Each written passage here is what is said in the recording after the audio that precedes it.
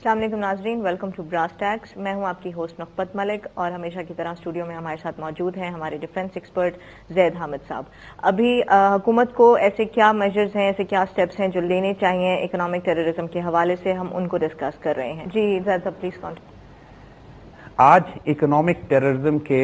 इस 16वें प्रोग्राम में हम उन तमाम एस्पेक्ट्स को डिस्कस करेंगे कि जो हुकूमत वक्त को लेने चाहिए उन मामलात में जिनका ताल्लुक मुल्क से बाहर की कुव्वतों और ताकतों से डील करने का ताल्लुक है। देखिए, पहले हम वो तमाम इश्यूज को डिस्कस कर चुके हैं कि हुकूमत वक्त को मुल्क के अंदर लेने चाहिए, और पिछले प्रोग्राम को हमने खत्म किया था IMF और वर्ल्ड बैंक के ऊपर। दिक्कत यह होती है कि जितनी भी हुकूमतें इस दुनिया में हैं, और ख़ास तौर पे गरीब ममालिक की और ख़ास तौर पे पाकिस्तान के हवाले से जब हम बात करें, तो ये जब भी अपनी इकोनॉमिक पॉलिसीज बनाने जाते हैं जिसका ताल्लुक बैनुल अक़वामी लेवल पर होता है, दूसरी कौमों से बाहमी ताल्लुकात पर होता है, या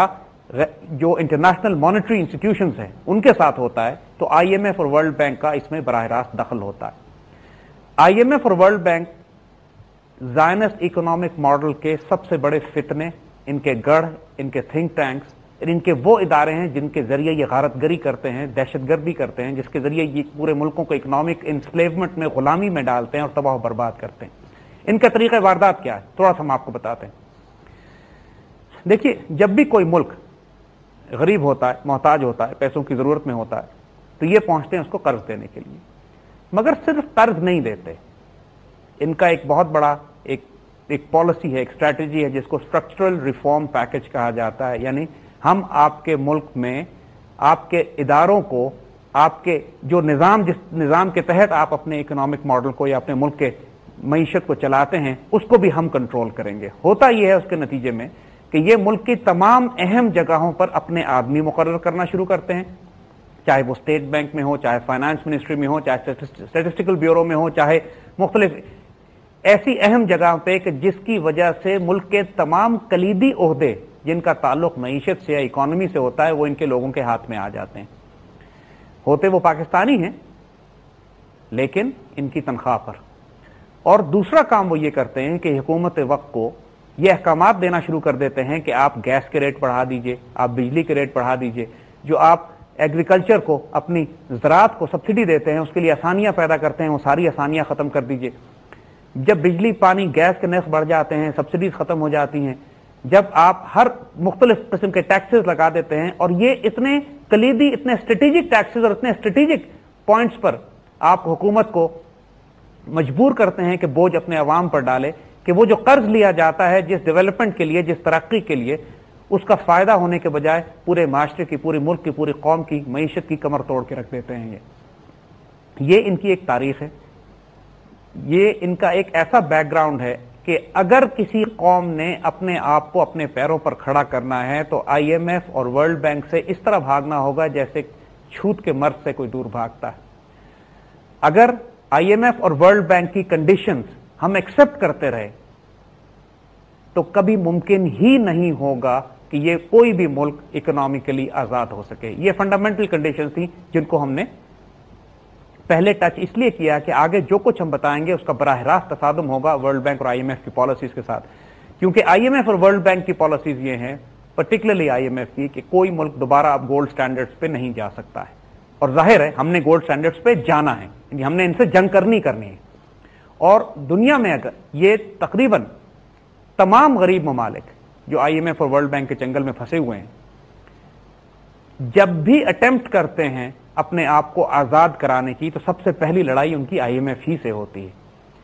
या सबसे पहले उनकी जंग वर्ल्ड बैंक से होती है। अब हम आपको कुछ उन इश्यूज की तरफ लेकर आते हैं कि जो हुकूमत वक्त को लेने चाहिए अपने आप को माशी तौर पर इकोनॉमिकली इंडिपेंडेंट करने के लिए, ताकि ये मुल्क अपने पैरों पर खड़ा हो सके। देखिए, सबसे पहले जो हुकूमत वक्त को काम करना चाहिए वो ये कि आप डॉलर को रिजेक्ट करें। डॉलर बेस्ड इकोनॉमिक सिस्टम जो दुनिया में फैला हुआ है, इसको अवॉइड करना है, इसको रिजेक्ट करना है। जिस तरह वर्ल्ड बैंक और IMF से आपने दूर भागना है, इसी तरह डॉलर बेस्ड इकोनॉमिक सिस्टम के ऑल्टरनेट्स आपने तलाश करने हैं। देखिए, कुफर के निजाम में, इस पेपर बेस्ड इकोनॉमिक सिस्टम में भी, इस फॉल्स क्रेडिट इकोनॉमिक सिस्टम में भी, इस फ्रैक्शनल रिजर्व बैंकिंग में भी जो मुख्तलिफ करेंसीज हैं जो कुफर इस्तेमाल करता है, इन करेंसीज को भी आपस में टकराया जा सकता है, आपस में लड़ाया जा सकता है, जिसके नतीजे में जो एक मुसलमान इकोनॉमिक ऑर्डर है उसको निकालने के लिए हमारा एक रास्ता बन सके। जिस तरीके से अगर रोमन और पर्शियन एम्पायर जब हुजूर सल्लल्लाहु अलैहि वसल्लम के वक्त में आपस में टकराई तो उसके दरमियान से मुसलमानों ने अपना रास्ता निकाला, इसी तरह आजकल की इकोनॉमिक वॉर्स में भी मुख्तलिफ सिविलाइजेशंस को, मुख्तलिफ तहजीबों को, मुख्तलिफ करेंसीज को भी आपस में टकराया जा सकता है। एक करेंसी को दूसरी करेंसी से तोड़ा जा सकता है, इसको कमजोर किया जा सकता है, और ये हमने करना है। ये हमारे लिए लाजिम है कि हम उन प्राइमरी करेंसीज को जिन पर कुफर का निजाम बेस करता है, उन करेंसीज को रिजेक्ट करें, उनको अटैक करें, उनको तोड़ें, उनको तबाह करें, ताकि कुफर के निजाम को तबाह करने के लिए हमें उन पर रॉकेट्स और मिसाइल फायर करने की जरूरत नहीं है। हम उनके इकोनॉमिक सिस्टम को भी तबाह कर सकते हैं अगर हम उनकी करेंसीज को इस्तेमाल करना बंद कर दें या रिजेक्ट कर दें। इसकी मिसाल हम आपको देते हैं। ये जो ईरान के खिलाफ अमेरिकन इस वक्त सबसे ज्यादा तूफान बर्पा किए हुए हैं, और उससे पहले इन्होंने इराक के खिलाफ जो तूफान बर्पा किया था, ये राज बहुत कम लोगों को मालूम है कि असल वजह यह थी कि पूरी दुनिया में जो तेल की, ऑयल की ट्रेडिंग डॉलर्स में होती है, जिसकी वजह से पूरी दुनिया के ममालिक अपने जो स्ट्रेटेजिक रिजर्व्स हैं, जो अपने फॉरेन एक्सचेंज रिजर्व्स हैं, डॉलर्स में रखते थे, क्योंकि आलमी तिजारत में तेल, उनको एनर्जी उनको खरीदनी पड़ती थी डॉलर में। इराक ने और अब ईरान ने यह फैसला किया है, पहले इराक, और जब इराक ने यह फैसला किया कि मैं डॉलर रिजेक्ट करके यूरो से ट्रेडिंग करूंगा, उन्होंने इराक पर उस वक्त हमला किया। और अब ईरान ने यह फैसला किया है कि कुछ अरसे में डॉलर को रिजेक्ट करके ये अपनी तमाम तेल की फरोख्त यूरो में करेंगे। और इस काम में रूस और वेनेजुएला पर्टिकुलरली ये दो ममालिक हैं कि जो ईरान के साथ शामिल हुए हैं, और इन्होंने फैसला यह किया है मिलकर कि अब हम अपनी एनर्जी, वेनेजुएला भी तेल और गैस, रूस भी तेल और गैस फरोख्त करता है, और ईरान भी, और इन तीनों मुल्कों ने अगर यह फैसला कर लिया मिलकर और एक ऑयल एंड गैस एक्सचेंज बना दिया जो कि यूरो बेस्ड हो, यूरो करेंसी को बेस करता हो, तो उसके नतीजे में दुनिया के तमाम वो ममालिक कि जो रूस से या ईरान से या वेनेजुएला से तेल और गैस खरीदते हैं, वो अपने रिजर्व्स कन्वर्ट करना शुरू कर देंगे डॉलर से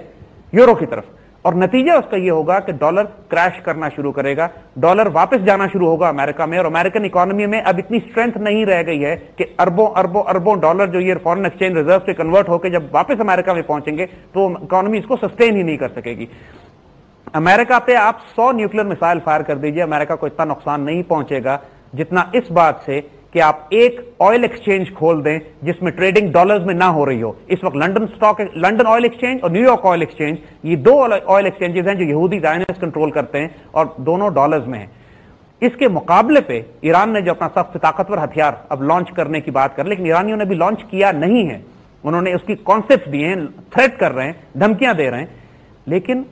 ये एक इतना बड़ा रेडिकल कॉन्सेप्ट है कि आप डॉलर को रिजेक्ट करके अपने फॉरेन एक्सचेंज, अपनी ट्रेडिंग, अपनी इंटरनेशनल ट्रेडिंग उन तमाम करेंसीज में करें कि जो डॉलर के मुकाबले में कंपीट कर रही हैं। है वो कुफर का निजाम ही, लेकिन आपस में भी वो कंपीट करता है एक दूसरे से दुनिया के वसाइल और जखायर पर कब्जा करने के लिए, और एक करेंसी को दूसरी करेंसी से टकराकर उसको तबाह किया जा सकता है। और दोनों करेंसी उस सिलसिले में वीक होंगी, जैसे रोमन और पर्शियन एम्पायर टकराएं तो दोनों कमजोर हुए।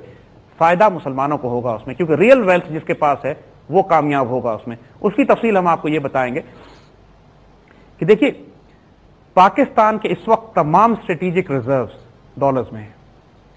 पिछले कई बरस से डॉलर मार खा रहा है। डॉलर तमाम दुनिया की करेंसीज के मुकाबले में, खासतौर पर जो जंगों के मुकाबले में, जंगें जो की हैं इन्होंने इराक में और अफगानिस्तान में, और अपनी जंगों को ये फाइनेंस कर रहे हैं कर्ज लेकर, यानी चीन फाइनेंस कर रहा है,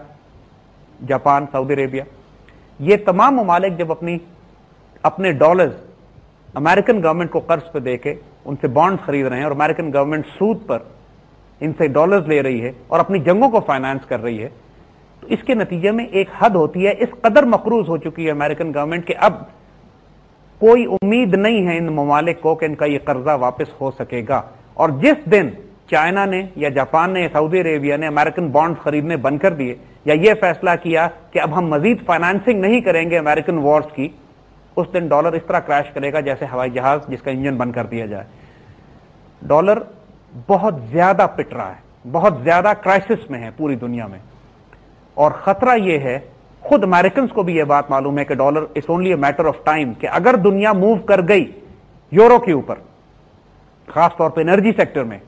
या आपस में ममालिक ने ट्रेडिंग करनी शुरू कर दी यूरो पे या किसी दूसरी करेंसी पे डॉलर को अबैंडन करके, तो जो फॉरेन एक्सचेंज रिजर्व्स हैं, $1 ट्रिलियन के फॉरेन एक्सचेंज रिजर्व्स जो हैं वो चाइना के पास हैं, कितने ट्रिलियंस के सऊदी अरेबिया और मुख्तलिफ ममालिक ने अपने पास रखे हुए हैं, वो तमाम के तमाम डॉलर्स, वो तमाम की तमाम करेंसी किस तरह वापस अमेरिकन इकोनॉमी में एब्जॉर्ब होगी, मुमकिन ही नहीं है। इसीलिए अमेरिकन ने ये कॉन्सेप्ट दिया है कि हम उस सूरत में डॉलर को ही अबैंडन कर देंगे और हम अमेरो के ऊपर चले जाएंगे, जो नई अमेरिकन नॉर्थ अमेरिकन यूनियन की करेंसी वो इजाद कर रहे हैं। पाकिस्तान को तमाम अपने फॉरेन एक्सचेंज रिजर्व्स डॉलर से कन्वर्ट करके दूसरी करेंसीज में कर लेने चाहिए। जैसे आप बात को कंटिन्यू रखेंगे, अभी हम एक छोटा सा ब्रेक ले रहे हैं, वापस आ रहे हैं।